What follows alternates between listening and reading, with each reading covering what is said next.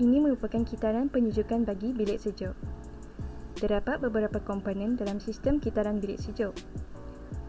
Antara komponen utama adalah pemampat, pemeluap, injap pengembangan termostatik iaitu expansion valve dan penyejat.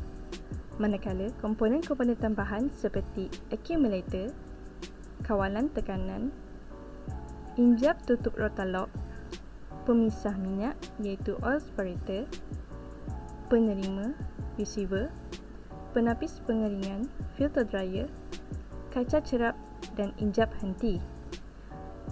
Komponen tambahan ini adalah berfungsi untuk meningkatkan lagi kecekapan bagi kitaran penyejukan pada sistem bilik sejuk. Kitaran penyejukan bermula pada komponen pemampat, di mana cecair bahan pendingin dimampatkan dan menghasilkan gas bertekanan tinggi. Gas bertekanan tinggi bahan pendingin akan disalurkan ke injap tutup rotalok, saluran kawalan tekanan, pemisah minyak dan seterusnya kepada pemeluap. Baiklah, pada injap tutup rotalok di mana terletaknya injap servis. Fungsinya adalah untuk mengasingkan gas bahan pendingin dalam sistem bagi memudahkan kerja servis. Seterusnya, gas bahan pendingin akan disalurkan ke kawalan tekanan. Fungsi kawalan tekanan adalah mengawal tekanan kemasukan dan keluaran bahan pendingin pada pemampat. Seterusnya, gas akan disalurkan ke pemisah minyak. Fungsi pemisah minyak adalah untuk memisahkan minyak daripada bahan pendingin dan dikembalikan ke pemampat. Kemudian, gas yang bertekanan tinggi tadi akan disalurkan ke pemeluap, di mana di sini haba disingkirkan ke persekitaran dan di sini gas bahan pendingin akan berubah menjadi cecair bertekanan tinggi.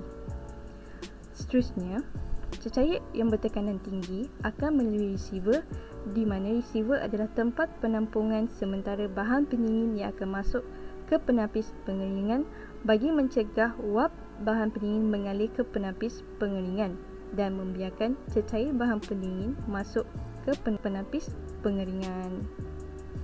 Cecair tekanan tinggi tadi akan melalui penapis pengeringan, di mana ia akan menapis kotoran atau air yang terhasil daripada hakisan bahan pendingin. Seterusnya, cecair bertekanan tinggi akan melalui kaca cerap, di mana fungsi kaca cerap adalah untuk menunjukkan tahap kandungan bahan pendingin dan untuk mengesan kelembapan dalam bahan pendingin. Jika terdapat kelembapan, petunjuk pada kaca cerap berwarna kuning, bermaksud terdapat kelembapan dalam bahan pendingin. Kemudian, cecair yang bertekanan tinggi tadi akan terus disalurkan ke injap henti. Fungsi injap henti adalah untuk menutup atau menghentikan pengaliran bahan pendingin ke injap pengembangan termostatik dan penyejat. Berikutnya, cecair yang bertekanan tinggi tadi akan terus disalurkan ke injap pengembangan termostatik dan cecair tersebut akan berubah menjadi cecair bertekanan rendah. Kemudian, ianya disalurkan terus ke penyejat. Pada bahagian penyejat, udara sejuk akan disalurkan ke ruang bilik sejuk dan haba dari makanan atau produk akan diserapkan oleh penyejat. Dan ini menyebabkan cecair berubah menjadi gas bertekanan rendah dan ianya akan terus disalurkan ke accumulator. Pada bahagian keluaran penyejat, terdapat sensing bulb. Fungsi sensing bulb adalah disambungkan pada keluaran penyejat bagi mengesan suhu bahan pendingin di keluaran penyejat. Pada bahagian accumulator pula, fungsinya adalah untuk memerangkap cecair pada bahan pendingin daripada memasuki pemampat.